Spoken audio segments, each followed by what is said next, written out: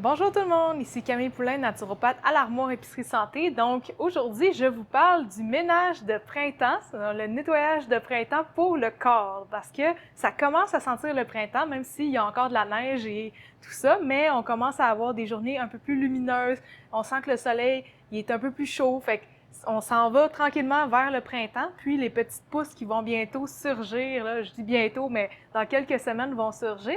Et puis quand on parle de printemps, souvent c'est aussi une période pour faire le grand nettoyage de sa maison, mais aussi aider notre organisme à éliminer les déchets qu'il peut avoir accumulés durant l'hiver. Parce que durant l'hiver, on est un peu plus au ralenti au niveau de notre métabolisme. C'est normal, il fait noir beaucoup plus au courant de la journée.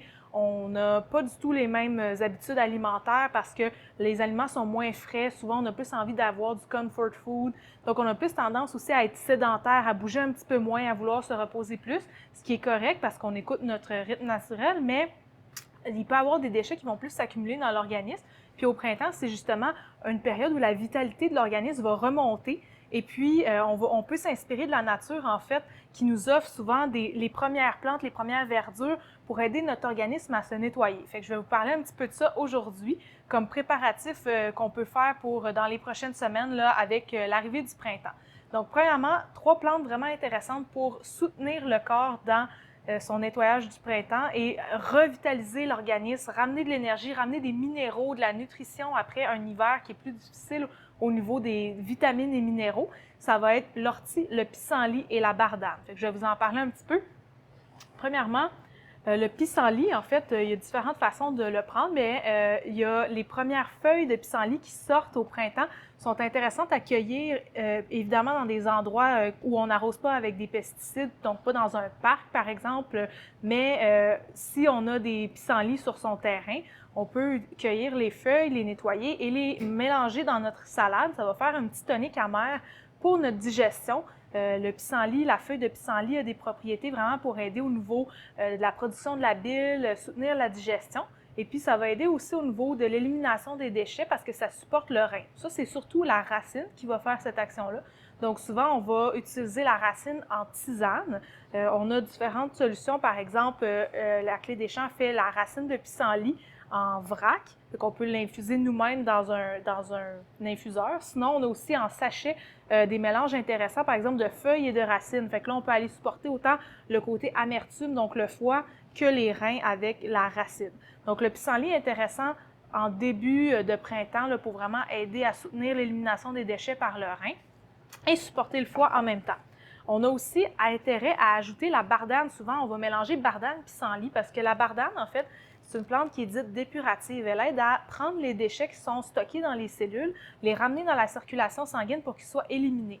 Le problème, c'est que si on prend juste la bardane tout seul, des fois, on peut avoir ce qu'on appelle des crises de guérison, c'est-à-dire qu'on va avoir des débuts de symptômes qui vont être ressurgir, comme par exemple des crises d'eczéma ou des problématiques comme ça qui vont être comme accentuées pendant une période temporaire parce que là, il y a trop de déchets en circulation.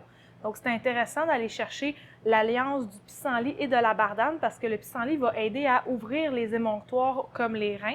Et puis, la bardane va aider à éliminer aussi les déchets. Donc, les deux ensemble, c'est vraiment pertinent.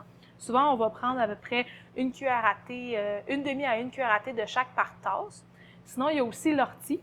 L'ortie, c'est une plante vraiment excellente parce que c'est une des premières verdures qui pousse à l'état sauvage. C'est sûr qu'elle pique, donc on ne peut pas l'accueillir nécessairement à main nue, mais c'est très, très, très nourrissant. On peut l'utiliser en verdure, en sauté, qui va neutraliser son effet piquant. On peut l'utiliser en infusion. Elle est très riche en vitamines, en minéraux pour nourrir notre organisme. Et pour les gens qui ont des allergies saisonnières, c'est aussi le moment en ce moment de se préparer pour ça. Et puis l'ortie a des propriétés antihistaminiques. On va préférer la teinture plus précisément pour les allergies saisonnières et l'ortie en feuilles, ça va plus être pour le côté nutritif. Donc, c'est vraiment une plante intéressante pour le printemps. Et pour terminer, si on veut aller soutenir notre foie un peu plus de façon directe, parce que le foie, comme j'ai parlé dans une précédente vidéo, c'est un organe qui est très important pour éliminer tous les déchets de notre organisme. On peut aller avec des produits plus spécifiques pour le foie. Il y a Hepatix, dont j'avais déjà parlé, qui est une formule de la clé des champs à base de chardon-marie, il y a de la catère, du fenouil, donc différentes plantes qui vont supporter le foie. Et puis le produit que j'aime beaucoup, liver, donc foie en français, de New Roots. Et puis c'est un super beau produit avec toutes sortes de plantes et de molécules qui vont supporter les fonctions du foie. Fait que c'est vraiment souvent, on ne fait pas ça en plein hiver parce que la vitalité est déjà basse, mais au printemps, quand la vitalité remonte, c'est le temps d'aller prendre ce genre de produit-là pour faire un petit peu une cure temporaire pendant au moins un mois pour vraiment aller supporter. Tu sais, quand on sent qu'il y a de la fatigue, il y a de la paresse digestive, il y a de la lourdeur, c'est vraiment le printemps, le moment pour faire ça. Fait que si vous avez des questions, évidemment, il peut y avoir des contre-indications si vous avez des médicaments ou des conditions spéciales. On est toujours en magasin, moi ou Nathalie, pour vous conseiller. Donc, n'hésitez pas à passer et à nous poser des questions. Merci beaucoup. Au revoir.